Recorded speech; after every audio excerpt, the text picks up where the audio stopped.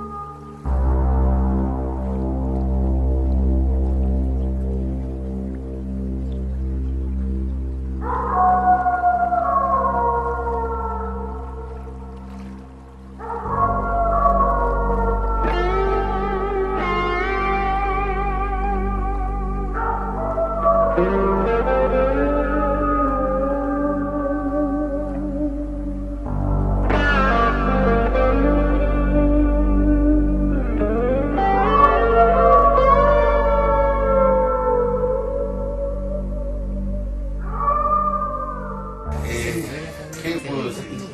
Que me da un gran conocerlos y creo que enfrentar la situación que está viviendo en este momento en Venezuela, creo que al fin los venezolanos comienzan a darse cuenta que están en una tremenda, horrible. O sea, hace 10 años pues se creía que tal vez con un referéndum o con una votación o con una unión electoral, pero realmente esa gente que ha tomado el poder en Venezuela es la misma gente que tomó Nicaragua, es la misma gente que tomó Cuba, y no hay manera de sacarlos a través de algún método civilizado. Pues sencillamente la crisis es como para preocuparse y de verdad. El caso de Nicaragua, que es el que me ha tocado vivir y padecer, realmente ha sido algo que nos ha provocado un dolor enorme, porque 10 años de guerra que finalmente, como bien dijo un día Robert Alonso en un escrito, nosotros ganamos la guerra pero perdimos Nicaragua. Y realmente se ganó la guerra, pero en unas negociaciones, tú no puedes entrar en negociaciones con un Chávez, con un Castro, con un Ortega. Eso es caso, y en historia se ha visto, cada vez que los comunistas se han sentado en una mesa de negociación, quien se sienta con un comunista la pierde, ¿no? Porque ellos firman cualquier cosa y conscientes que no van a cumplir nada. Y después, sin embargo, durante la guerra en Nicaragua, se dio unas elecciones en 1984, en la que ellos sacan a un ministro, y era un hombre reconocido porque era ex catedrático de la universidad, un hombre, era como la cara cívica de la junta militar comunista que había tomado Nicaragua. Y vienen las elecciones, pero realmente eso fue una especie de circo en la que prácticamente se legaliza. Porque esto es comunista, usted sabe, son unos forajidos, son unos terroristas, son unos bandidos, ellos no tienen ley. Había un dicho, una expresión que decían los comunistas en Nicaragua: nosotros somos fuente de derecho. O sea, el derecho son ellos. Ellos hacen la ley y la violan a su gusto y en todo. Así que no podemos, en términos legales, jurídicos, no se puede enfrentar a gente que no entiende ni están dispuestos a respetar institución, ni leyes, ni elecciones, ni nada. Pero ellos necesitan ser revestidos de cierta legalidad. Por eso es que en los foros internacionales, ante los organismos regionales como la OEA, las Naciones Unidas, ellos necesitan estar revestidos de cierta legalidad. Por eso van a elecciones, tienen una oposición, pero es una oposición creada por ellos. Y en Nicaragua nosotros vimos en 1984, en las elecciones del 84, ya el opositor a Daniel Ortega era un señor Virgilio Godoy, que había sido ministro de Trabajo de los mismos sandinistas. Se sale del gobierno para hacerle oposición a Ortega, de mentira. Al final vimos al señor Godoy trabajando con Ortega unos años después. Después la misma Violeta Chamorro, que era algo decorativo. Violeta Chamorro sí fue algo decorativo. Quien era el presidente de facto era su yerno. Y el hijo, que era el director del diario oficial de los sandinistas. O sea, que ellos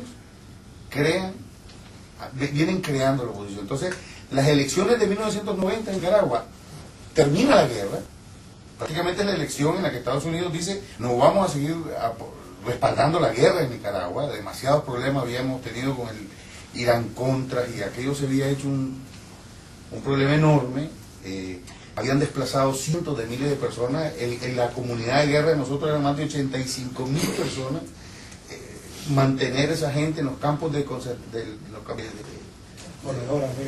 los cuarteles, pues. Los cuarteles, exacto, en los centros, mantener miles de lisiados de guerra, era toda una maquinaria gigantesca con un peso económico multimillonario. Entonces, en las elecciones de 90 terminan con la guerra y supuestamente terminan con el periodo del comunismo en Nicaragua. A mí no me gustaría decirle ni comunista ni sandinista, es un terrorista. Y al final, realmente era otra trampa. Y en esas elecciones perdimos la guerra y se consolidaron en el poder los comunistas de Nicaragua. Toda la propiedad privada, que ahora precisamente ustedes en Venezuela están hablando del hombre de expropiación de todas las cosas, acabar con la iniciativa privada en Venezuela, pues eso lo hicieron desde 1979 en Nicaragua. Después de esa elección, de la del 90, que prácticamente se termina la guerra y supuestamente comienza el periodo democrático de Nicaragua, es cuando se consolida no solamente el sandinismo, sino una oposición a la medida de los intereses del sandinismo en Nicaragua. Dos elecciones más, en las que supuestamente pierden los sandinistas, pero ellos perdiendo, ¿quién gana? Gana un amigo del sandinismo. ¿Qué pasa con eso? Hoy tenemos a Daniel Ortega en Nicaragua con menos de un 15% del respaldo popular. Con menos de un 15% del respaldo popular. Lo tenemos como presidente. Tiene bajo su control a los 92 diputados de la Asamblea Nacional. Tiene a varios comandantes del partido armado, porque eso es un partido armado, los sandinismos, al mando del Consejo Supremo Electoral y de la Corte Suprema de Justicia. Poder ni un César Romano. Y para allá veo que va a Venezuela.